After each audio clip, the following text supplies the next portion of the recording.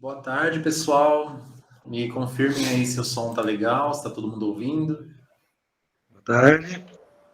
Opa, parece que tá tudo certo. Boa tarde. Boa tarde, pessoal. Boa tarde. Beleza. Então, gente, vamos lá para o nosso 22º encontro da atenção primária. Hoje a gente vai ter uma conversa com a Andrea, que vai falar para a gente sobre puerpério e saúde mental materna.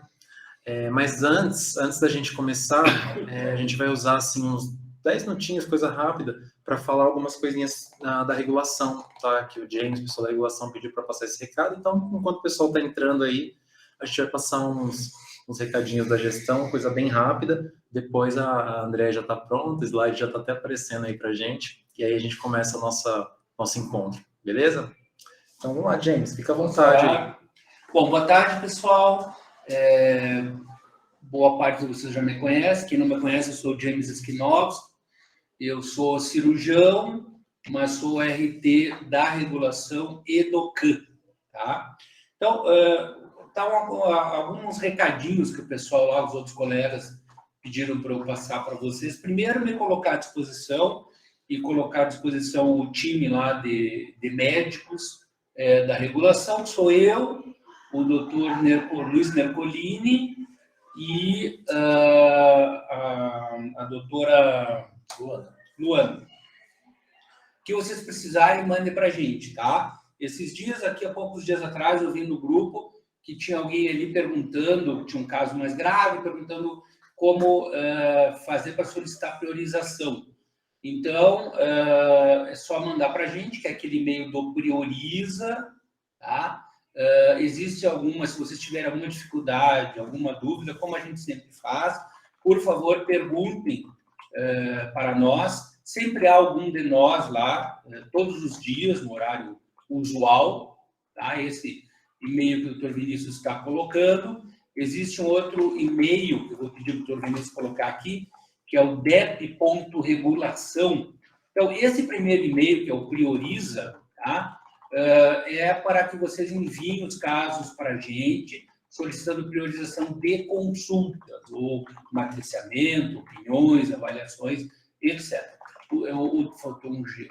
O dep.regulação, que às vezes também dá bastante confusão, ele pode ser utilizado para solicitação de exames, priorização de exames complementares, a não ser ressonância e tomo, que daí é para o Prioriza, tá? Por exemplo, endoscopia, colonoscopia, é esse aqui, o dep.regulação, ok? Não vou passar, certo? Tomo e ressonância, que daí é pelo Prioriza. Existem outros e-mails que são mais específicos. E a gente não vai colocar aqui, até porque isso já foi objeto da reunião no início do ano. Mas vou citar. Saúde.mental é o e-mail para solicitação de priorização em psicologia e ou psiquiatria. Tá? E existe um outro e-mail separado, qualquer coisa vocês podem mandar para o Prioriza, a gente informa para vocês, que é para fisioterapia, ok? E eu acho que é isso aí, ok? Então, mas qualquer dúvida, por favor, nos enviem pelo Prioriza, que a gente informa de maneira adequada para vocês. Bem rapidinho, para não tomar tempo da reunião de vocês, acho que é importante eu refalar o que a gente já comenta nas reuniões de início de ano, e espero que nós tenhamos um novo encontro agora no segundo semestre.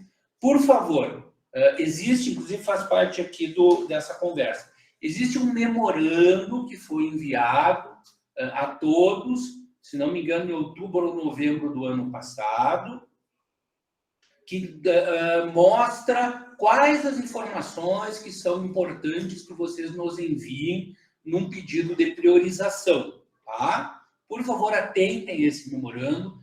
Quem não tiver, quem entrou há pouco, pode enviar para mim pelo Prioriza, que eu envio esse memorando. Então, ele dá algumas instruções de como solicitar essa priorização, certo? E também, uma das coisas fundamentais, ele nos diz que somente médico pode enviar solicitação de priorização, seja para exames, seja para consultas. Por quê? Porque antes nós tínhamos, na verdade, a maior parte das solicitações eram até de pessoal administrativo, enfermagem, que obviamente não são adequados, não têm as informações adequadas. Então, o que a gente precisa é que vocês nos mandem, ok? Essa solicitação... Um pouquinho mais para cá, só para aparecer melhor. Isso. Essa solicitação, ela deve ser bastante exígua e objetiva. Isso é fundamental, ok? Então, como eu falo nas reuniões aqui, o que vocês precisam nos informar, nós da regulação? Vocês precisam, fundamentalmente, nos falar por que nós precisamos passar aquele paciente na frente de centenas de outros. É basicamente isso, ok? Então, resultado de exame, a avaliação técnica pertinente, né? O paciente tem uma dor no ombro, não consegue trabalhar. Por quê? Porque tem, pela ressonância, uma ruptura de tendão, blá, blá, blá. Só, acabou, tá? É isso que a gente precisa saber, e daí a gente faz essa regulação com relação à priorização, ok? Também, alguns rápidos itens aqui. Existem muitos colegas que estão colocando os pacientes em múltiplas filas. Isso é contraproducente, tá? Exemplo clássico. Paciente com cistocele ou prolapso uterino, continência urinária, tá? Vamos usar aqui prolapso uterino. O colega coloca lá, na fila da ginecologia, na fila da cirurgia ginecológica e na fila da uroginecologia. Então, está lá o paciente em 3 filas na esperança que o primeiro que der, ele seja chamado. Isso é muito contraproducente. Primeiro que se o paciente for num especialista, não vai no outro. E lembre-se, cada vaga que a gente reserva para um paciente que esse paciente não vai, é o outro que perde o lugar também, tá bom? Então, por favor, evitem isso. Coloquem na fila realmente da necessidade daquele paciente. Na dúvida, não sei se eu coloco na cirurgia ginecológica, na uroginecologia, perguntem para a gente, sem nenhum tipo de problema. Tá? Isso, ou manda no grupo, como disse aqui o Dr. Vinícius, tá? Também lembrando que os pacientes que consultam no CAN marcam retorno no CAN. Então, a gente recebe muita solicitação para que a gente lá, os servidores, né, que marcam as consultas, que marquem retorno no CAN. Não, é marcado diretamente no CAN, ok? Os outros aqui eu já falei, e eu só gostaria de terminar nessa curta fala falando no seguinte. Pessoal, vamos, por gentileza, evitar fotos e filmes. Claro, por exemplo, o paciente tem lesão de pele. Lesão de pele é bastante interessante que seja nos enviado foto, tá? Não tem problema nenhum. Se for mandar foto, tente evitar a caracterização facial do paciente. A não ser, obviamente, seja uma lesão facial, tudo bem. É uma foto científica, né? Mas, na medida do possível, tentar evitar a caracterização do paciente. Se for enviar exames em que vocês ficaram com dúvida de outro colega, tentar que não apareça o nome desse colega, tá? A gente tem recebido coisas assim, como direi, um pouco estranhas. Por exemplo, filmagens de hemorroida, fotos de hemorroida. Esses dias aqui, eu acho que quarta-feira, foto do introito vaginal com um espéculo, com uma lesão cervical. Não precisa isso, pessoal, tá? Mas somos todos médicos. Pessoal, a rede é a rede, né? A gente não sabe. É claro que está entre a gente ali, mas não sabe. Hoje em dia, alguém pode ter um acesso, alguém pode ver, pode falar para o paciente, não se sabe. Então, vamos evitar problemas, né? Então, esse tipo de... Se você diz que tem uma hemorroida lá grau 4, com enterorragia, ok, tá? Isso aqui não é pudor, é simplesmente para evitar problemas para vocês. Às vezes a gente não pensa muito nisso, mas é importante que a gente pense, ok? Bom, eram esses avisos rápidos, tá? Para não interferir mais na reunião. Então, mais uma vez, a gente está à disposição. A regulação é um departamento que está à disposição de vocês. Dúvida, matriciamento, dúvida para onde mandar, dúvida sobre exames, a gente está ali para isso. Geralmente, a gente responde ali no prazo de 24, olha, no máximo 48 horas, tá? E também a gente tem o WhatsApp, que a gente também olha, mas de preferência, no meu entender, pelo e-mail, que é mais oficial, digamos assim, tá bom? Muito prazer em vê-los novamente. A gente já conversou com o Dr. Vinícius, a doutora Georgia, para ver se a gente marca uma reunião um pouquinho maior no início do próximo semestre. Muito obrigado, uma boa reunião para vocês. Obrigado por isso. Obrigado, gente. Então é isso, gente. É importante ressaltar que, assim, a regulação, ela está à disposição, tá? Qualquer dúvida quanto a exames, quanto a consultas, para onde encaminhar, pode mandar um e-mail, pode falar com a gente lá no nosso grupo de teleregulação, do WhatsApp também, que a gente já esclarece para que a gente consiga essa consulta com maior velocidade, né? De uma forma mais eficaz. Bom, gente, então agora, sem demorar muito, vamos começar nossa conversa sobre puerpério e saúde mental materna. A gente está com a nossa convidada hoje, que é a Andreia. A Andreia é psicóloga pela UFPR. Eu não vou me estender muito, porque o currículo da Andreia é bem grande, e a gente está muito feliz de tê-la aqui, mas ela é psicóloga, ela já atuou na área da educação, já atuou na assistência social e saúde mental de crianças e adolescentes de Araucária e de São José dos Pinhais, perinatalidade, parentalidade. Ela é fundadora e coordenadora do Instituto Florescer, aqui de São José, que atua na clínica e na formação continuada de profissionais. É uma pessoa incrível, que tem muito a enriquecer na nossa PS também. Então, vamos lá, André, fique à vontade aí. E lembrem-se que, assim, perguntas podem mandar no chat, se quiserem já ir mandando, eu vou selecionando aqui e já passo para a Andréia, e a gente vai liberando sempre o link, né? Inclusive ele já está ali no chat, que é o link de presença do nosso encontro e para certificado também, tá bom? Então, Andréia, se estiver tudo certo aí, eu vou me seja muito bem-vindo. Tá? Bom, eu sou psicóloga há 22 anos pela Federal do Paraná, e meu primeiro interesse, assim, na formação de psicologia e de psicanálise foi a clínica com crianças. E a clínica com criança é uma clínica que nos coloca a pensar um pouco as questões de maternidade também, porque a criança, ela existe, ela vem para o mundo. Você conseguiu? Ah, deu certo. Obrigada. A criança toca, né? A clínica de criança, ela toca muito o que lugar é esse que uma mãe dá para uma criança. Então, a minha primeira formação foi em psicanálise de criança e adolescente. Trabalhei alguns anos, fui colega de vocês aqui em São José, fui funcionária pública por 9 anos aqui em São José. Trabalhava na educação, colega de vocês, mas não da saúde, tá? E trabalhava na educação especial. Fiz pós em educação especial e sempre muito interessada, então, na questão do desenvolvimento infantil e essa coisa de como é que se liga uma criança numa família. Aí eu me tornei mãe, né? Em 2009 eu me tornei mãe, eu sou mãe de 4 crianças, fui mãe de 5, um dos meus filhos nasceu prematuro e morreu, então fui mãe de 5 crianças. Sou mãe, né? 5, mas 4 estão aqui comigo. Essa experiência da maternidade virou muito o meu olhar, né? Eu acho que eu já era muito solidária às mães, a ouvir as mães, mas depois que a gente vira mãe, algo acontece que faz a gente compreender que o babado é um pouco mais forte.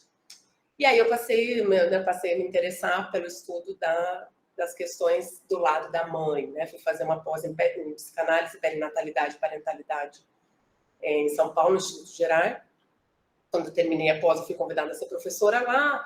No decorrer desse processo de estar estudando, eu também fundei o Instituto Florescer, que é um instituto que Além da clínica geral, a gente se debruça muito nessas etapas da vida. A perinatalidade, as coisas que se passam no corpo, a parentalidade, as coisas que se passam na adoção e a infância, tá? Então, só para vocês saberem um pouquinho qual é a minha trajetória, de que lugar que eu falo, né? Falo então, como uma psicóloga que tem aí o Florescer existe há 7 anos, e a gente tem trabalhado, o Florescer assiste, né, essa população, a gente tem grupos de gestantes, grupos de pós-parto, eu coordenei por muitos anos, hoje não coordeno mais o grupo de pós-parto.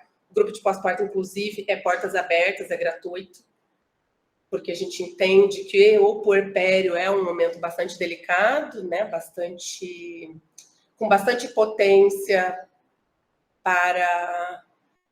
Você maniqueísta na fala, para o bem e para o mal, né? Ele é muito potente, porque é um momento de constituição, mas ele também é um momento que é delicado, pode estar com muito sofrimento envolvido, né? Bom, o título da nossa fala, né, do nosso bate-papo hoje é Puerpério e Saúde Mental Materna, e eu vou incluir, trazer para vocês um conceito, não sei se vocês já ouviram falar de matrescência. Vocês já ouviram falar? Matrescência está para o puerpério como a adolescência está para a puberdade. Puberdade no corpo, adolescência, o processo psíquico de transformação. Puerpério no corpo, matrescência, o processo psíquico de se tornar mãe, tá? Então, o puerpério ele é definido pelo discurso médico-científico, eu falo bastante assim, tá? Porque eu estou num outro... Eu situo o discurso da psicanálise num outro lugar. Então, aqui dialoga com o discurso médico-científico. No discurso médico-científico, que é um discurso que costuma basear-se bastante nos eventos do corpo, a gente vai entender que o puerpério é o período de 6 a 8 semanas, que tem início após o parto, essa é uma fase ativa na qual acontece fenômenos de natureza hormonal, psíquica e metabólica, marcada pelo retorno dos órgãos reprodutivos, pela readaptação do organismo feminino à situação pré-gestacional, né? Mas a gente vai entender que isso é o que está acontecendo no corpo, e claro, somos marcados pelo corpo, não prescindimos do corpo, né? Então, quando a gente vem discutir a partir da psicanálise, a gente não vai fazer um debate que não passa pelo corpo, muito pelo contrário, né? Freud, inclusive, né? Ele era um médico, né? Ele começa a estudar os eventos do psiquismo a partir dessas manifestações, inclusive no corpo, né? E aí, bom, primeiro eu acho muito importante a gente pensar que nós somos, eu sei que isso é muito batido, mas nós somos seres biopsicossociais, né? Nós temos uma corporeidade, nós temos coisas que estão acontecendo biologicamente, mas nós temos uma relação social, e nessa relação social algumas coisas são compreendidas como normal ou não normal, algumas coisas são do ponto de vista da sexualidade, por exemplo, são normatizadas ou não. Então, como a gente ama, como a gente se afeta, como a gente se relaciona, tudo isso está inscrito aí na cultura, nas diversas culturas que a gente possa estudar, né? Então, a gente vai ficar... Alguns fenômenos a gente vai encontrar em determinadas culturas, né? Alguns fenômenos que, inclusive, marcam o corpo, né? Sei lá, as crises de ansiedade, por exemplo, que a gente tem vivido com um aumento muito grande, né, recentemente. E somos seres psicológicos, né? Não somos só um corpo em funcionamento, né? Isso a partir da psicanálise a gente vai entender que a gente nasce, até não sei se vocês já ouviram falar esse termo, mas a gente nasce, a gente brinca na psicanálise, nasce um bolinho de carne, mas vai se constituir um sujeito.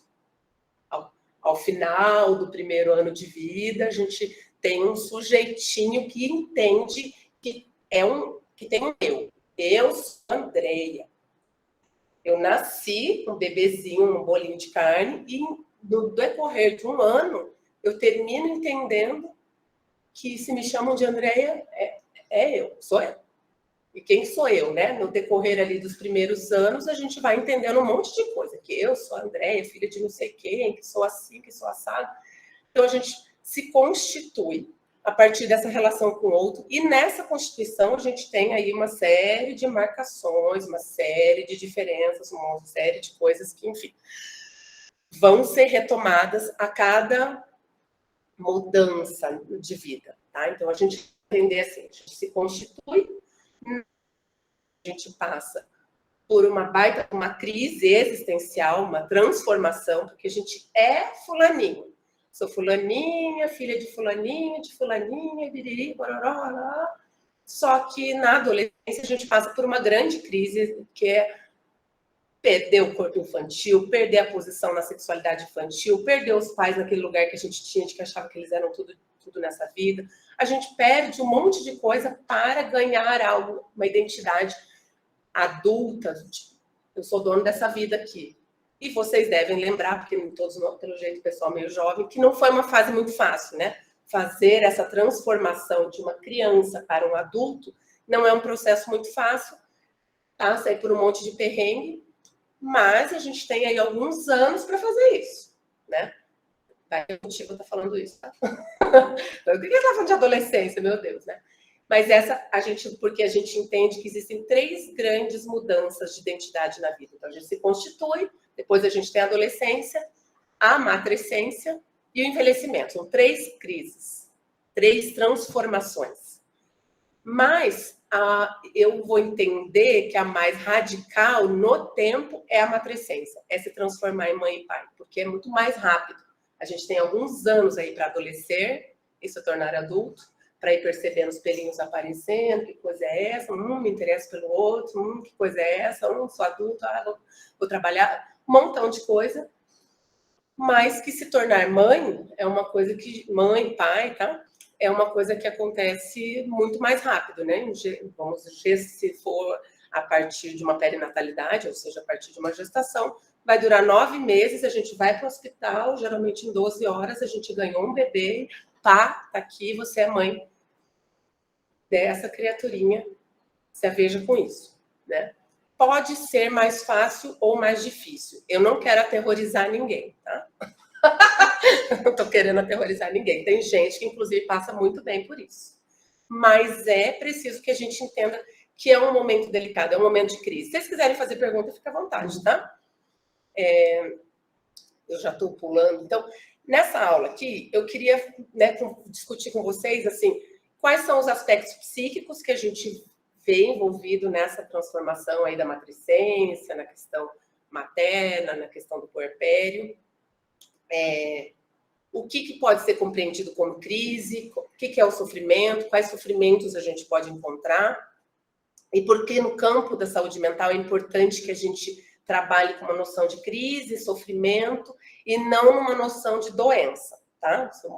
Que eu sei que é um pouco polêmico, porque vocês têm uma formação que é construída a partir de uma outra lógica que é necessária que exista, inclusive, tá? Eu acho que a medicina, a enfermagem, esse discurso médico-científico parte de uma outra lógica que é muito importante, porque, afinal de contas, o corpo padece e precisa de uma abordagem muito material. Mas a gente da psicologia e da psicanálise vem trazer uma outra visão, assim, se for um pouco polêmica, a gente debate aqui de boa, tá? Por que eu falo isso? Porque quando a gente, por exemplo, vai chamar apenas de depressão pós-parto, né? Depressão puerperal, nem sei como estão chamando agora, e aí vocês me desculpem um pouco, porque como eu venho da psicanálise, eu venho com o vocabulário da psicanálise, não sei como que está hoje no DSM-5, por exemplo, tá? Não é assim que eu me oriento, tá? Estudo, mas não me oriento, porque, para mim, na lógica do discurso do DSM, por exemplo, ou do CID, uma doença se caracteriza pelo sintoma e o que explica o sintoma é a doença, né? Então, o que é a depressão pós-parto? Ela é uma doença, um transtorno caracterizado por esses e esses sintomas. E o que explica esses sintomas? A doença. E aí não há muito espaço para a gente interrogar o sujeito. O que se passa aí? Esses dias até... eu não vou lembrar onde, não sei se foi um podcast, acho que foi um podcast que eu estava ouvindo que falava assim, que uma pessoa, às vezes, pode passar meses sendo tratada de insônia sem que ninguém tenha perguntado para ela por que ela não dorme. E eu fiquei realmente impactada, porque é isso, né? Às vezes, uma pessoa vai procurar um serviço de saúde e a forma de olhar a manifestação que o sujeito traz é olhar o sintoma e ver se bate com a doença explica o sintoma e ninguém se interroga sobre a vida, né? O que aconteceu? Perdeu o emprego? O pai se suicidou? Vive numa situação de rua? Enfim, o que está acontecendo na vida desse sujeito? Né? Que atravessamentos tem para que aquela pessoa esteja sofrendo, né? Então, para a gente é muito importante, eu acho que essa é a minha função aqui, trazer essa interrogação. O que se passa com esses sujeitos? Que aspectos são esses de crise, de sofrimento que a gente pode encontrar nessas pessoas que estão vivendo pós-parto? Eu vou falar muito mãe, mas pode ser um pai que também está passando por isso, porque pode ser um homem trans, que também passa pela... Tá? Então, pode ser um homem trans, pode ser uma mulher, pode ser alguém não binário, enfim, mas eu vou ali manter esse mãe, essa saúde mental materna, porque às vezes é a forma que a gente dialoga tem dialogado, tem descrito, enfim, né? Bom, a tendência cultural que cultiva a maternidade como uma grande realização feminina, ela pode atrapalhar a construção singular que cada mulher fará a respeito da própria maternidade. Ou seja, a idealização atrapalha as elaborações do que se ganha e do que se perde. Tá? Porque a gente tem, eu falo, ser humano biopsicossocial, né? Então, a gente tem, e aí data, eu não sei se vocês vão ter esse dado, mas assim, a gente trabalha com a ideia de amor materno de uma forma muito naturalizada. Mas amor materno, do jeito que a gente conhece, tem 200 a 300 anos. Isso é muito louco, né? Quando a gente fica pensando, meu Deus, como não? Toda mãe ama um filho. Toda mãe ama um filho. Amor de mãe, não sei o que lá. A gente tem aí uma série de falas sobre o que é isso, que é se tornar mãe, que como se fosse que a gente naturalizasse isso que acontece. Só que não é natural. Não é um evento instintual, não vem da parte bio. Não vem da parte bio essa constituição de uma relação amorosa entre uma mãe e um bebê. E, inclusive, se a gente for pensar do ponto de vista social, a gente vai percebendo que, então, né, para contar essa historinha, né, diante de uma certa mortalidade um pouco excessiva, a gente começa a se preocupar, né? Os médicos, a medicina, a igreja começa a se preocupar, então, com esses bebês. Então, a gente vai percebendo na história que os bebês têm mais sobrevida se são mais cuidados, né? A gente vai fazendo essa percepção e vai elegendo uma pessoa que é a pessoa que ficaria responsável por esses cuidados. Que antes não era, né? As mulheres ganhavam o bebê e ia para a ama de leite e tal, né? E isso aí não estava tão legal assim, então a gente começa eu falo nossa cultura, eu não. Brincadeira. A gente começa na humanidade. Não? Enfim. Sobretudo, a igreja começa a trazer, então, a ideia de que a mãe seria a pessoa que deveria cuidar dessa criança. E hoje a gente tem uma série de desdobramentos, inclusive, né? Porque além de a mulher ser responsável pelo cuidado, desdobramentos na medicina, desdobramentos na psicologia, a psicologia não passa ilesa, a pediatria não passa ilesa, esses discursos, todo mundo começa a moralizar essa relação. A psicologia cria, inclusive a psicanálise, tem o termo função materna, que seria essa função de constituição, de acolher esse bebê, que hoje a gente vai falar assim, bom, se não for a mãe, a criancinha, inclusive, que foi retirada da sua família e colocada no abrigo e que, de repente, está se constituindo lá nos cuidados com aquelas pessoas que trabalham lá, pelos coleguinhas funcionários públicos que estão lá no abrigo, fazendo cuidado, e um cuidado que não é anônimo, é um cuidado, porque para a gente, na psicanálise, né, para uma criança se constituir, ela precisa ser cuidada, mas não só cuidada, não cuidada do corpo apenas, ela precisa ser cuidada como um sujeito, né? Um cuidado não anônimo, que geralmente é feito quando a gente vai ver as pesquisas, as crianças estão se constituindo lá no abrigo, elas estão se constituindo em famílias de pai e pai, elas estão se constituindo quando alguém cuida delas num cuidado amoroso e não anônimo. Não é assim um cuidado qualquer, é um cuidado que dirige, que dá um lugar de sujeito para esses bebês. Então, bom, daí eu vou slide ainda, porque eu estou falando disso, da Constituição e desse lugar que foi dado para a mãe, né? Então, isso traz um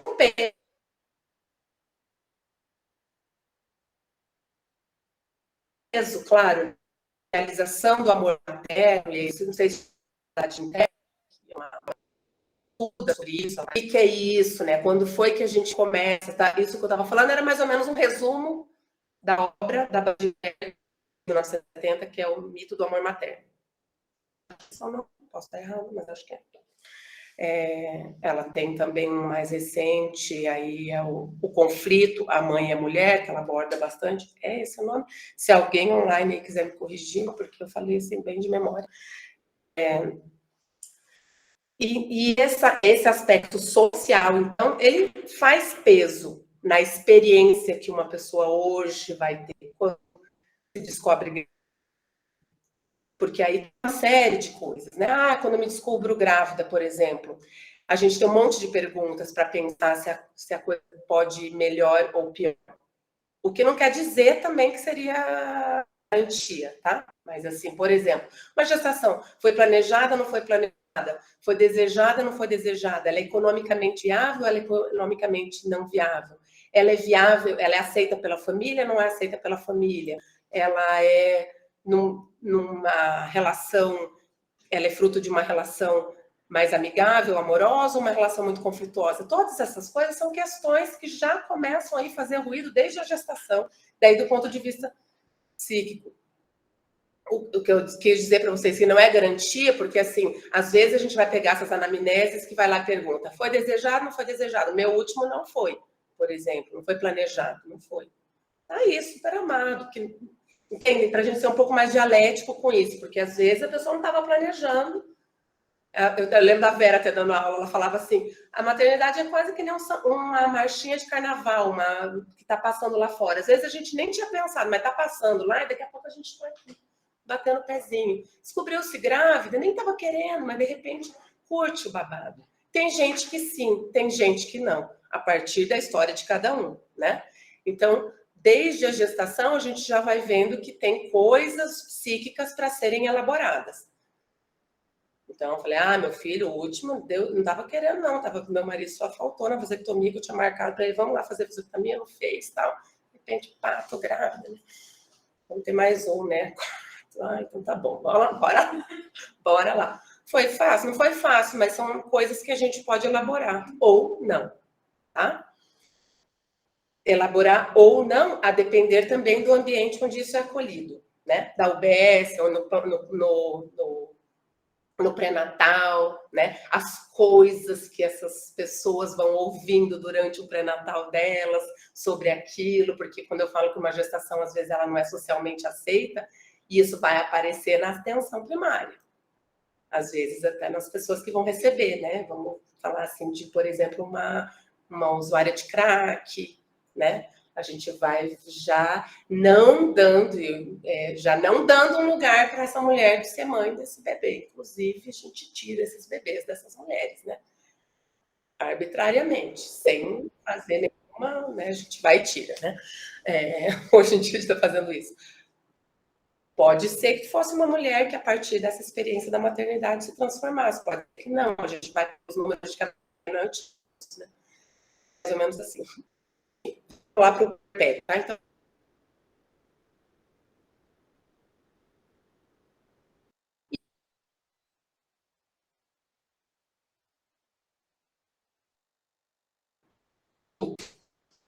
aquilo que perde e depois precisa se constituir de novo. A gente, quando eu falei lá que a gente monta um eu, é que a gente pensa que a gente é um eu, a gente acredita muito que a gente é uma coisa, né? A gente fala, eu sou muito legal, eu sou não sei o que lá. Eu não sou tão legal assim, mas eu falo que eu sou muito legal, eu acredito nisso. A gente tem um sistema de crença ali do que a gente é.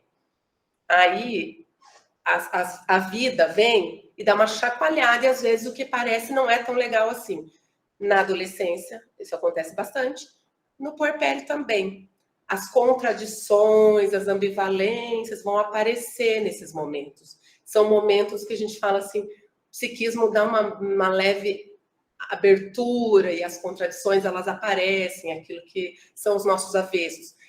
Isso a gente fala a partir da psicanálise, né? Que parte da ideia de que que o nosso aparelho psíquico não é tudo que a gente tem que é consciente para a gente. Tem coisas em funcionamento no nosso aparelho psíquico que a gente não sabe. Vai saber a partir das manifestações desse inconsciente. Mas, enfim, vamos lá para as perdas que a gente vive no puerpério. Então, uma pessoa, assim, qualquer, tá lá, decide virar mãe, teve uma gestação super legal, uma assistência muito legal, um parto respeitoso, tudo corre bem, mesmo assim existe uma perda, né? A gente fala assim, tem perdas que estão colocadas ali que precisam ser elaboradas, né? Aí é só um pouquinho de exemplo, tá? Eu coloquei isso aí, não é que é só isso. É só exemplos didáticos mesmo, né? A filha se transforma em mãe, esse lugar que eu tinha de filha da minha mamãe, não sei o que, esse lugar familiar que de repente muda. Para algumas pessoas isso é muito tranquilo, para outras nem tanto. A gente só coloca porque são exemplos de coisas que a gente vai ouvir na clínica, vai ouvir às vezes na UBS, vai ouvir numa consulta corporal, de coisas que podem estar fazendo algum ruído no psiquismo de algumas pessoas. Para outras não faz nada, tudo bem. O bebê ideal e o bebê real, né? Porque a gente idealiza um bebê quando a gente pensa em ser pai e mãe, se a gente planejou, mesmo se a gente não planejou, a gente vai fazendo ideias lá sobre o que eu quero de um bebê. E nasce outro, sempre. A gente brinca, vem um impostor, né? Porque a gente está pensando como que vinha um príncipezinho, vem um impostor, que é o outro, que pode ser um carinha muito legal. Mas é preciso elaborar esse luto. Estava falando para vocês de luto, né? A gente precisa o tempo inteiro estar se havendo com esse gap entre o que a gente espera e o que acontece de verdade, né? Então a gente está aí vivendo. Eu passei no concurso em São José, olha que legal, vou trabalhar em São José. Chego lá, é outra coisa.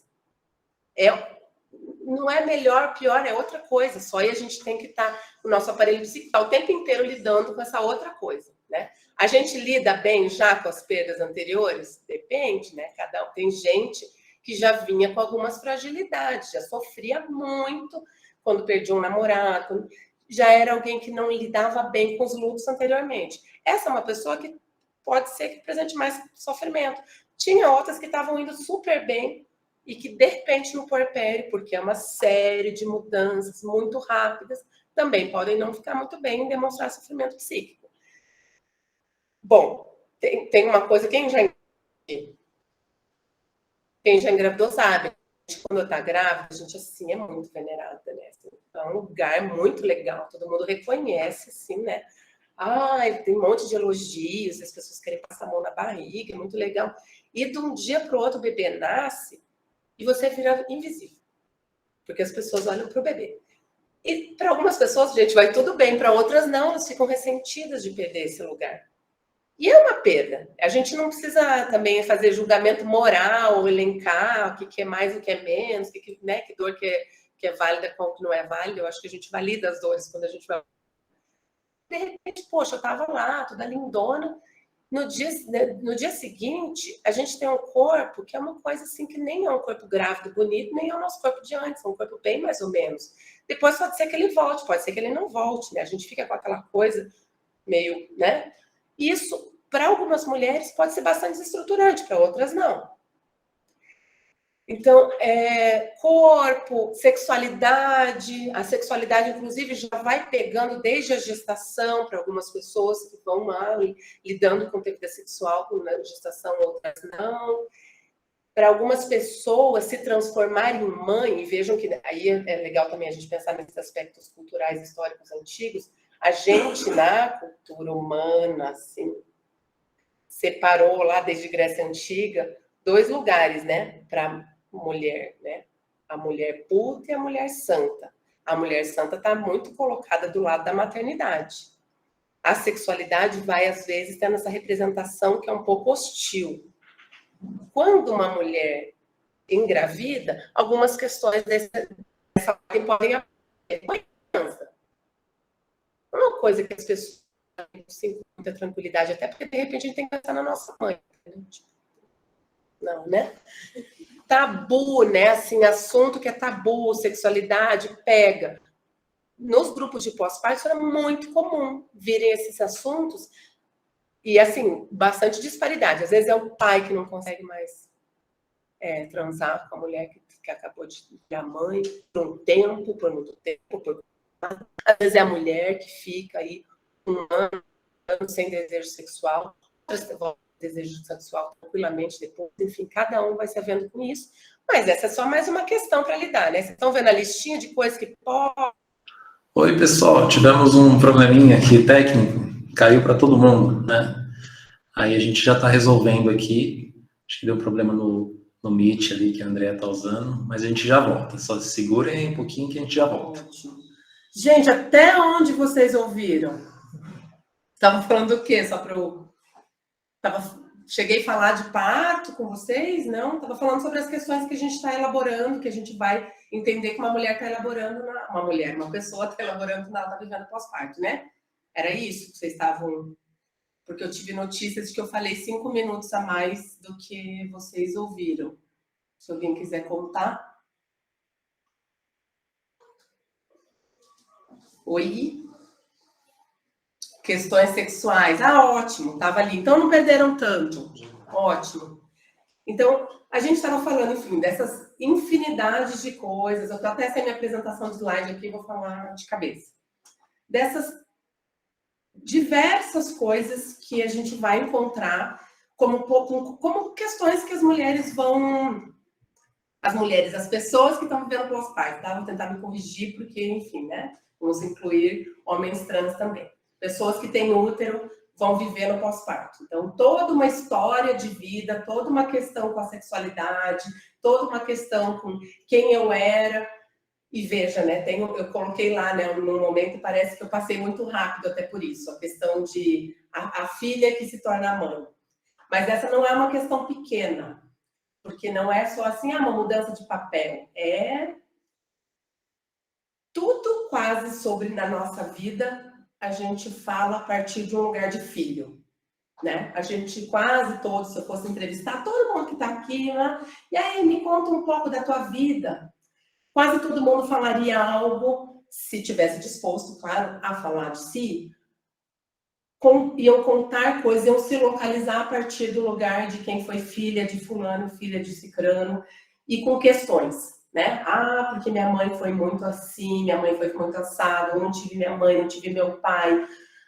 A gente tem aí uma série de questões psíquicas em relação a ser filho, ser filha de quem a gente foi, né? Com a criação que a gente teve, com a história de vida que a gente teve, com os irmãos que a gente teve, tudo isso constitui quem nós somos. E a gente tem um pouco mais de mágoa, um pouco menos de mágoa, mas quase sempre um tanto de mágoa em relação à nossa história. E também temos um pouco de gratidão, ou muita gratidão, em relação à nossa história. Nessa ambivalência, a gente vai traçar um plano, em algum momento, ou antes de engravidar, ou durante a gravidez, ou logo que nasce o bebê, de como que a gente vai ser mãe. E isso não é uma questão pequena, porque a gente parece que precisa... Essa semana até a gente gravou um podcast sobre isso, depois eu recomendo que vocês assistam, a gente falando sobre criança, o podcast chama Por que Crianças Incomodam?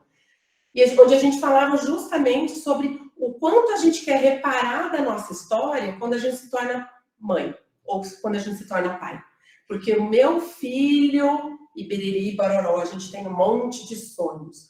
Só que aí a gente, às vezes, pode se enroscar também. Pode ter algum sofrimento, pode ter alguma crise. Tá? Dentro daquela perspectiva que eu falei lá no começo, de que era interessante a gente olhar o puerpério como um momento de crise e como um momento de possíveis sofrimentos. Eu mexi, fiz alguma coisa estragada? Não, tá valendo. Não? Tá.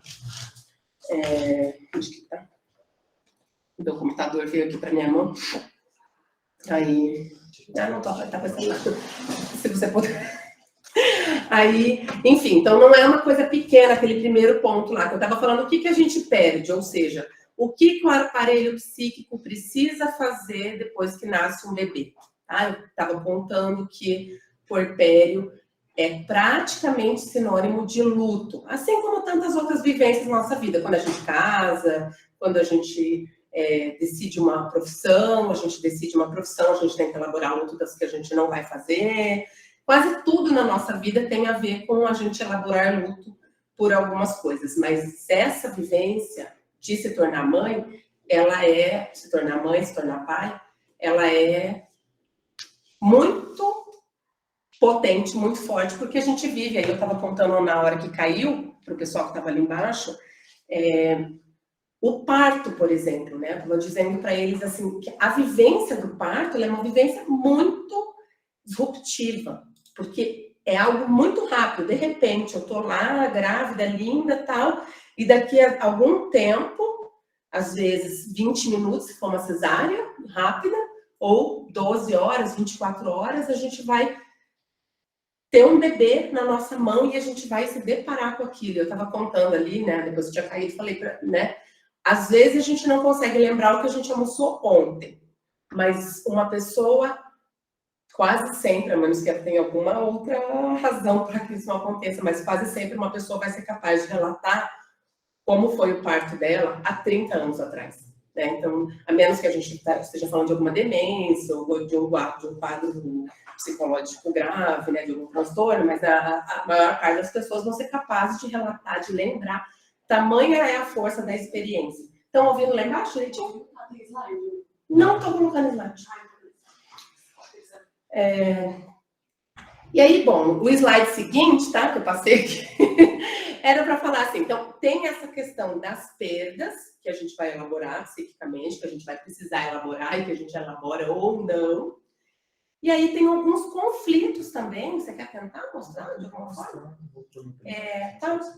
Tem alguns conflitos psíquicos que também são esperados nesse momento, né? Que são conflitos do tipo, o que eu faço agora que eu me tornei mãe, com a profissional que eu sou, com a mulher que eu sou. Então, dificilmente, ainda por questões econômicas, por questões sociais, por questões de que metade das mulheres perdem o emprego, se as mulheres não têm estabilidade de concurso público, por exemplo, não sei se vocês sabem, mas metade das mulheres, após 5 meses, perdem o emprego no Brasil.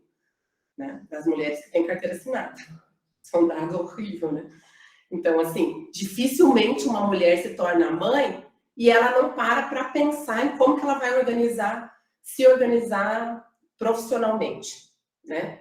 Essa é uma questão para a maioria das mulheres, né? Seja porque ela se organiza profissionalmente por questões de desejo só, seja porque ela se organiza profissionalmente por questões econômicas, como é a realidade da maior parte das mulheres do nosso país e do público-alvo de vocês nas UBSs, né? As pessoas precisam do trabalho, inclusive, para sobreviver economicamente.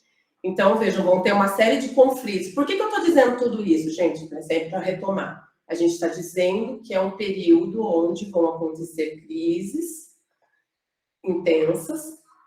Nem sempre, tá? Também assim, ó, se alguém estiver passando por isso de uma forma leve, a gente não precisa pensar que é patológico, não, tá?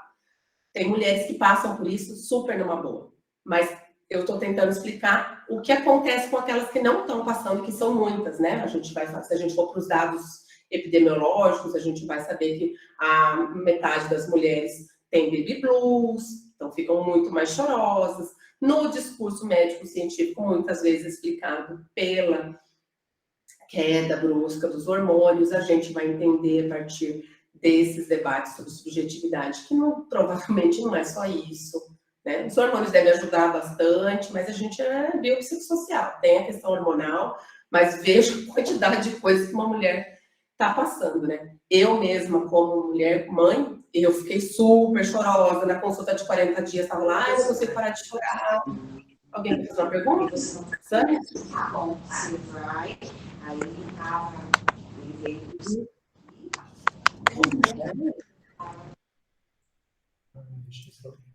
Alguém fechou? Tá. Não sei se seria aqui, né? Então, gente, que horas que a gente tem? Eu queria abrir para as perguntas, o Vinícius, inclusive, me disse que tem um monte de perguntas. Então, era para dizer, assim, que esse período do puerpério, quando a gente vai pensar em saúde mental, a gente tem tudo isso de coisas que pode estar mobilizando uma pessoa. E eu estava falando do baby blues, né? Se a gente for pensar no dado de baby blues, que muitas mulheres têm, e hoje a gente tem aí uma prevalência cada vez maior de depressão pós-parto, que a gente, na psicanálise, entende de uma forma assim, como eu estava dizendo para vocês, para incluir alguma coisa além de a depressão é explicada por esses sintomas explicam a depressão, a gente vai entender que no meio dessa coisa toda que aqui eu trouxe como exemplos, algumas coisas podem ter ficado muito mal elaboradas, muito mal digeridas, para tentar traduzir para vocês, assim, que a gente usa a palavra elaborado assim, com facilidade, não sei se para todo mundo isso é tranquilo, né? Mas as digeridas psiquicamente, né? Isso é a elaboração. Às vezes essas coisas que ficaram mal elaboradas, que a gente vai chamar de essa parte subjetiva de uma depressão pós-parto, por exemplo, né? Aqui, uma hora eu falo, né? A depressão pós-parto são os lutos que não encontram destinos, não encontram elaborações, tá? Então,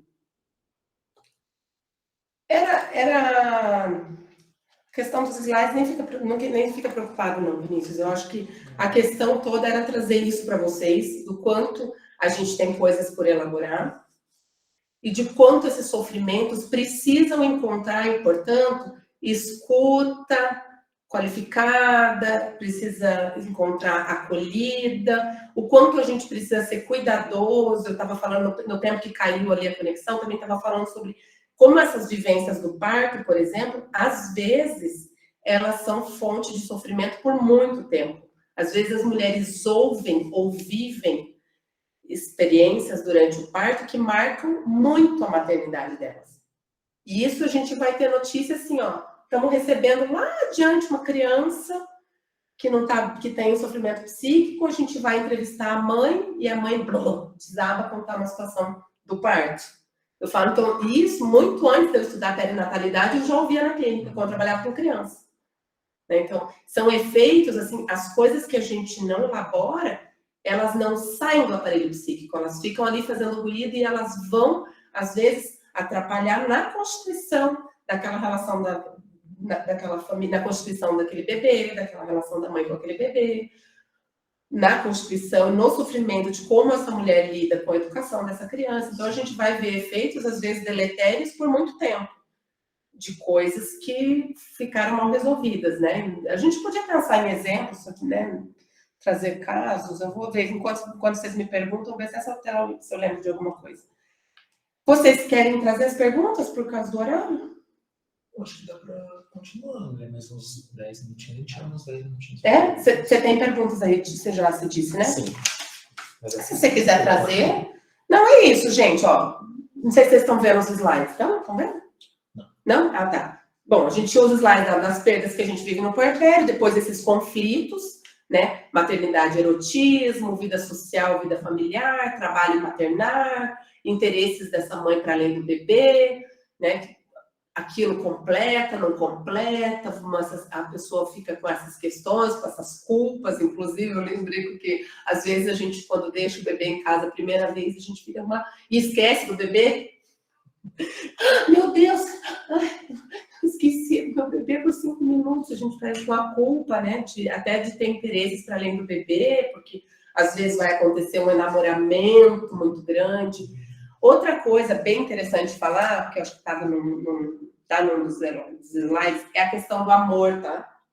A gente espera, falei lá no começo sobre o mito do amor materno, mas a gente espera na cultura que uma mãe se enamore do bebê assim que ele nasce. E isso não acontece sempre. Algumas mulheres sim, tá? Algumas mulheres... Tem gente que vai falar, não acontece, mas como não? Algumas mulheres sim se apaixonam assim que olham para o seu bebê. Mas outras não se apaixonam assim que vem seu bebê. E esse também pode ser uma razão de ruído. De, meu Deus, eu vou até contar. Eu na minha segunda maternidade, da minha primeira filha, eu me namorei no primeiro momento. Na segunda, eu fiquei, o que está acontecendo comigo? Isso durou pouco tempo, me namorei da minha segunda filha rapidamente, mas durante o tempo que não estava acontecendo, eu ficava assim, que eu não posso contar para ninguém, não posso contar para meu marido, não posso contar para minha mãe o que está acontecendo comigo. Ou seja, a gente vai fazendo um julgamento, por quê? Porque a gente está dialogando com uma ideia de que sim, a gente se namora imediatamente. Para algumas mulheres isso às vezes demora meses. Às vezes o amor, a gente vai falar, né? O amor da mãe para um filho é um amor construído na relação. Tanto é que pode ser construído por uma criança que a gente adote, né? Legalmente, para ser mãe e pai daquela criança, e a gente investe naquela criança uma relação, um amor, né? Aquilo que é da ordem do amor. E outra treta psíquica é que a gente ama, mas nenhum amor é livre de ambivalência. A gente ama e também tem sentimentos hostis pelo bebê. E aí é uma treta, porque se alguém falar por aí que tem sentimentos hostis pelo bebê, ninguém ouve muito bem. Se chegar, de repente, estou lá na sala de espera da UBS, daí, e falar, fiquei com raiva do meu bebê porque ele chorou ontem à noite, quantas pessoas podem ouvir isso sem de imediato patologizar? E eu estou perguntando sinceramente para vocês. A gente tem condições de ouvir uma mãe falar de sentimentos hostis pelos seus filhos? Sem julgar? É muito difícil. Muito difícil. Só que eles existem, tá? Então, assim, se é um sentimento que existe, mas tem acolhida zero no universo, com que destino cada uma de nós dá? Né? Então, assim, às vezes, gente, quantas entrevistas eu já fiz, entrevista única, de pessoas que estavam grávidas, que, posso dar uma palavrinha? Eu falo, claro, vamos lá, tá com digestão, está em situações, ou então me liga, André, eu quero conversar, e eu marco uma entrevista, uma única entrevista, onde a pessoa vai contar que, de repente, não quis aquele bebê por um tempo, pensou em abortar, não gostou de estar grávida. Daí eu sempre falo, eu falo isso em todas as aulas, a gente pode ter pago o valor de um carro numa inseminação artificial, a gente não vai estar livre dessa ambivalência, desse desejo. A gente não vai estar livre de, será que eu fiz a coisa certa? A gente faz isso quando a gente casa, a gente faz isso quando escolhe a profissão, a gente faz isso quando a gente muda de cidade, a gente faz isso para qualquer escolha da vida. Por que a gente não poderia sentir isso em relação ao filho? Mas porque não tem acolhida, porque a gente... Por isso que eu falei, biopsicossocial, e vamos lembrar desse social, desse lugar que a gente tem, que a gente dá para o amor materno. As propagandas dos Dias das Mães, elas denunciam isso. Amor de mãe, mãe só tem uma, não sei o quê, que é um amor totalmente sem ambivalência. O meu trabalho de conclusão da pós se chamou Razões para Falar sobre o Ódio Materno. Tá? Então, eu sou uma pesquisadora do ódio materno, e uma vez eu comentei com uma pessoa, assim, tipo, numa fila de algum comércio, encontrei uma vizinha, uma pessoa, enfim, e eu comentei que eu estava terminando meu trabalho, o que era? Eu falei, o olho arregalado, mãe não odeia. O Christian Dunker fala que é preciso 1 grama de ódio para que a gente possa se separar desse objeto amado, né? Então, assim, vamos tentar até poetizar isso, mas, assim, nenhum amor é livre de ambivalência. Na medida em que a gente ama, a gente espera coisas, a gente se frustra, a gente sente raiva, a gente odeia, faz parte do que é o amor, né? E isso também é toda uma treta, tá, gente? Eu fiquei trazendo para vocês todas as tretas psíquicas e talvez tenha faltado várias delas, mas nesse slide que vocês não estão vendo, está escrito isso, tá? Ambivalência amorosa e seus destinos, onde colocamos o amor e o ódio, da aceitação e não aceitação, amor e ternura versus impaciência e intolerância, né? E aceitar e acolher as próprias ambivalências facilita a nossa construção cotidiana. Quando uma mulher pode nomear as ambivalências, as coisas começam a ir bem. E é isso, né? A gente fala, quando uma mulher começa a poder falar disso, a gente tem quase certeza de que as coisas estão bem. Se uma mulher brinca, que vontade de jogar meu bebê pela janela. As coisas estão bem, porque ela conseguiu colocar, ela não está jogando bebê, ninguém está falando aqui para jogar bebê pela janela, tá? Mas assim, quando uma mulher consegue expressar sua raiva e entender que o laço social, que o entorno dela consegue ouvir isso sem achar que ela é um monstro, as coisas provavelmente estão bem. Porque se ela fala isso, porque ela compreende também que o entorno dela pode ouvir, né? Acho que é isso, gente. Tem perguntas? Mães Arrependidas, ótimo, um livro maravilhoso. Tem um livro de uma pesquisa Orna Donat, não sei se vocês já ouviram falar, chama Mães Arrependidas, o nome do livro, tá? Que parâmetros são fundamentais na avaliação para diferenciar algo que seja patológico no relacionamento mãe-bebê, pois a adaptação é complexa. Geralmente achamos que o bebê está bem cuidado, ok, mas e essa mãe? Quais os pontos mais importantes de abordar? Sinais de alerta. Dado o mito do amor materno incondicional, isso é tudo uma pessoa só? Só o Gutierrez. Ah, tá. Nossa, que maravilhoso, hein? Dado o mito do amor materno incondicional, posso considerar o arrependimento da maternidade normal em que contexto? Pois socialmente uma mãe arrependida não é aceitada. Pois é, isso é engraçado, né? Porque tudo em torno do assunto maternidade vira treta, né? E a internet é palco dessas tretas, porque algumas mães vão falar assim, eu não gosto da maternidade, mas eu amo meu filho. Daí vem outra para falar, você não pode falar que não gosta da maternidade por causa de não sei o que lá. Tretas, e eu penso assim, bom, na clínica, na escuta que a gente possa fazer na UBS, a gente vai percebendo, é o que você me pergunta, sinais de alerta, né? Sinais de alerta. Se a gente percebe que uma mulher não está conseguindo cuidar, é importante, isso até é delicado, né? Porque quando uma mulher está doente gravemente, todo mundo percebe. E alguém assume o cuidado desse bebê. Porque o bebê precisa, a gente está olhando para a mãe, mas a gente precisa olhar para o bebê. O bebê precisa de cuidados amorosos, não anônimos, como eu falei lá no começo, para se constituir. Quando uma mulher está muito mal, o entorno dela percebe, a mãe dela, a irmã dela, o marido, a companheira, alguém vai perceber e vai assumir os cuidados. O problema é aquele que não tá, que é um pouco silencioso, aquele sofrimento que aquela mãe fica o dia inteiro sozinha em casa, não fala com ninguém, e ela faz os cuidados com aquele bebê, mas ela faz um cuidado muito entristecido, e a gente vai perceber no bebê os efeitos desse cuidado, né? De um bebê que vai se desenvolvendo um pouco mais devagar, que é um bebê que está menos interativo, né? Seria uma das questões psicológicas de atrapalhamento para o desenvolvimento psíquico de uma criança, de um bebê, né? Não é o único, claro, mas seria, sim, uma questão. Agora, como exatamente, eu acho que se a gente, você está falando de sinais de alerta, né? Para a gente perceber, por exemplo, na UBS, chegou lá, como que é essa mãe. Existem alguns protocolos, né? Tem um que eu gosto muito, que é o IRD. Havia um tempo que o Ministério da Saúde tinha feito uma baita de uma parceria com pesquisadores que foram montar esse protocolo, que seria para ser universalizado em todos os UBS do Brasil, para que os pediatras conseguissem perceber na relação mãe e bebê indicadores se as coisas estão bem ou se havia risco para o desenvolvimento psíquico, é o IRD, Índice de Risco de Desenvolvimento Infantil, tá? Tem outro que é muito legal para a puericultura é a própria carteirinha. Na carteirinha do SUS tem bastante coisa sobre o desenvolvimento infantil que se a coisa não vai indo bem, a gente pode pensar que alguma coisa possa não estar indo bem naquela relação, tá? Se a gente for olhar do ponto de vista do bebê. Do ponto de vista da mãe, eu acho que é escuta na entrevista, né? A mãe vai no pós-parto, na consulta de 40 dias, e depois é só o bebê, né?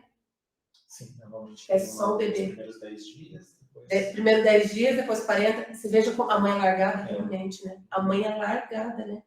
Ninguém mais vai olhar para ela, né? Olha que interessante.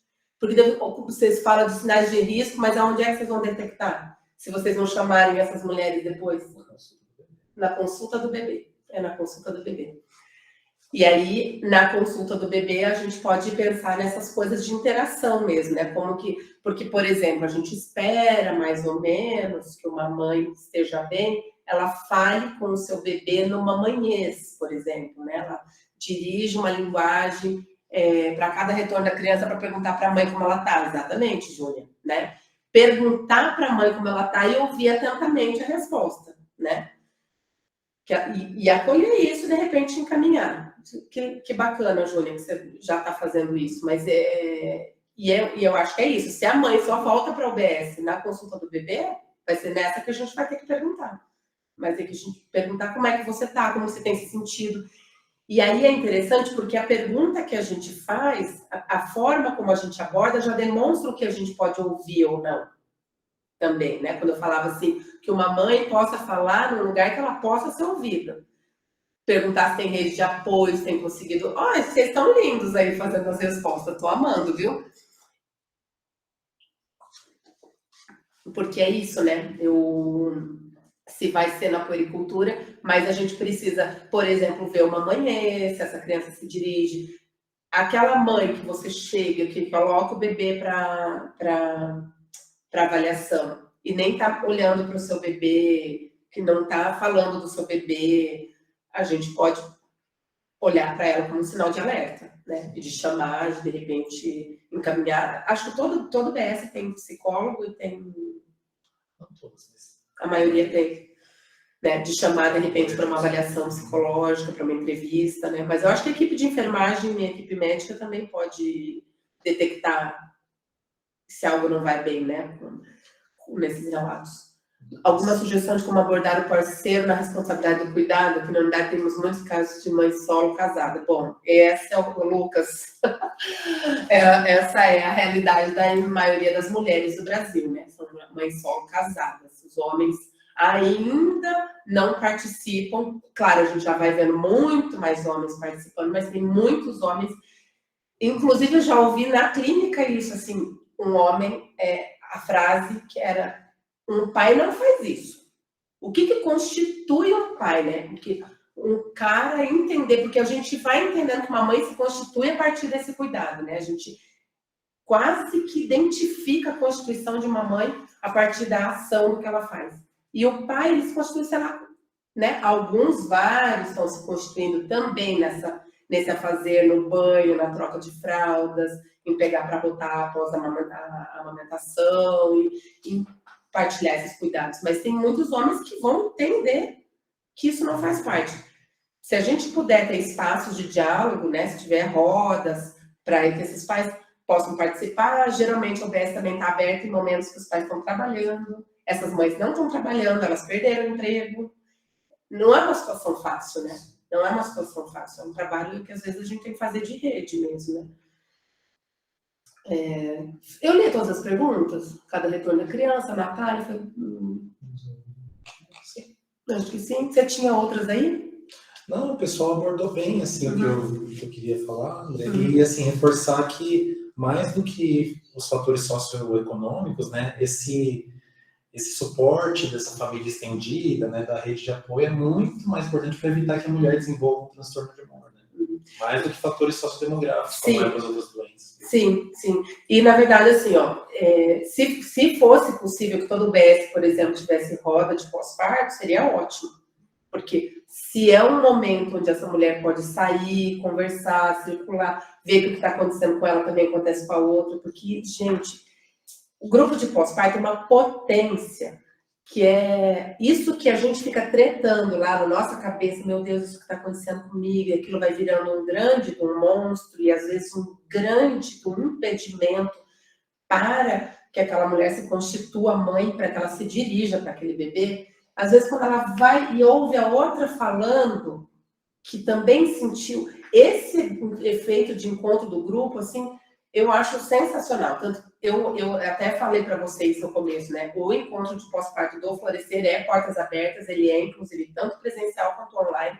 Se todo mundo, todos os UBS de São José quiserem mandar para a gente está ali atrás da igreja de São Pedro.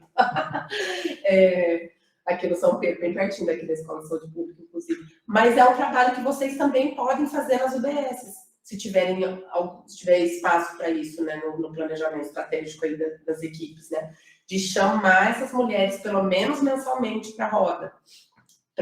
Porque estar em grupo tem tem muita pesquisa que fala, né, quantas mulheres conseguem atravessar, inclusive, situações que já vão ser diagnosticadas como patologia de uma forma muito melhor se elas estão num grupo, né? Por isso que eu falo, o Florescer, desde que existe, foi a primeira coisa que a gente fez. E a gente, no começo, inclusive, fazia isso a partir da amamentação. A gente fazia grupo de apoio ao pós-parto e amamentação. Deitava lá a consultora de aleitamento, ou pensando na amamentação, conversando, fazendo manejo, como que tá, como que não tá. Depois estava ali a psicóloga do lado. E essa é uma formação bacana. Psicólogo, enfermeiro, só que olha que tem uma escuta mais delicada. Terapeuta ocupacional pode fazer isso, enfim, né? Pensar no que vocês têm. Não sei se tem terapeuta ocupacional na rede, acho que não. Nas UBS? Não, nas No UBS. UBS não tem. Mais alguma pergunta, gente? Agora, como abordar o parceiro, Lucas? Puxa vida, né? Como que a gente chama a responsabilidade dessas pessoas, né? Acho que com um acolhimento, o que foi que está acontecendo, dizer da importância do pai na constituição desse bebê, na saúde mental dessa mulher, né? Sensibilização, né? Acho que é isso. Tá tudo bem já? Ótimo, André. Eu acho que você podia falar um pouquinho do podcast também, que você tem, caso alguém tenha interesse, né? Que você faz parte. A gente tem um podcast, eu, a Camila Ferrão e a Cassiana Prado, a gente tem um podcast chamado Mil Gentes. Inclusive, o nosso segundo é sobre o mito do amor materno, recomendo. Então, coisas que eu falei hoje, a gente gravou, a gente tem 6 episódios, é um podcast novo, né? Mas se vocês quiserem procurar o Mil Gentes no Spotify, tá no nome da Camila Ferrão, mas eu acho que acha pelo nome, né? Quem se cadastrou foi a Camila. Mas é o nosso podcast. Tem no Instagram também, se vocês quiserem. Enfim, se quiserem conversar mais, ali, ó, a gente já colocou. Esse é um episódio, você, Vinícius? Se vocês quiserem ouvir, se quiserem... Eu não sei se que não tá logado aqui meu... Se quiser colocar meu contato, gente, vocês me acham no Instagram, Palavras para Dizer. Peraí.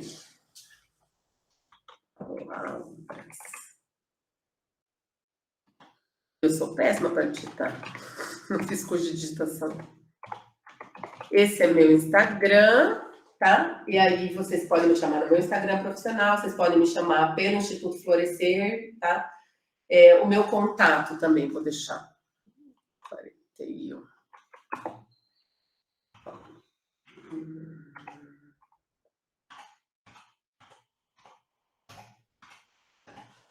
Esse é meu celular, vocês podem me chamar também no WhatsApp, a gente pode trocar ideia.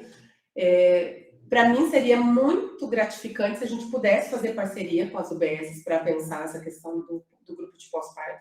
A gente tem um instituto que é privado, mas que tem dois dispositivos que são porta aberta, que é o encontro de gestantes mensal e é o grupo de pós-parto, que é semanal, que tem esse intuito mesmo terapêutico, de convidar essa mulher a sair de casa e circular e poder falar dessas coisas. Espaço de livre circulação da palavra, sem julgamento, porque a gente vai entender que poder falar disso, poder botar toda essa treta para circular, é um caminho para que alguém possa se constituir, para elaborar, para fazer essa digestão de toda essa treta psíquica que é se tornar mãe na cultura que a gente vive, que sobrecarrega as mulheres, que cobra delas, inclusive, um lindo amor incondicional. Então é isso, gente. Eu agradeço vocês, desculpa pela situação ali que não foi do nosso controle, mas de ter caído ali um tempo. Espero ter trazido reflexões importantes para vocês. Não, muito bom, muito bom. Olha lá, o Matheus está elogiando e eu adorei. Muito obrigado, André. Obrigadão mesmo. Seja sempre bem-vindo para voltar mais vezes, falar sobre outros temas. E, pessoal, não esqueçam aí, ó, a Natália também gostou, não esqueçam de colocar presença aí, tá, gente? O link tá no chat aí da presença e dos certificados. E, de novo, muito obrigado, André. Obrigada. Foi excelente a gente poder falar de um momento que é pouco falado, né? Que é tão importante. Não, eu acho super importante mesmo, né? Assim, se vocês quiserem me chamar para debater, assim, estou super à disposição, porque isso eu faço muito com o coração, porque a gente sabe que É um momento delicado. Foi delicado para mim, foi delicado para a maior parte das mulheres que se transformam em mães.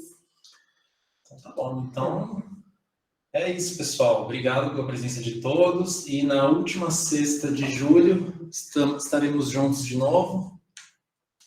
Provavelmente para a gente falar um pouquinho sobre controle social, participação popular, também vai ser bem quente aí. Então, muito obrigado, gente. Valeu.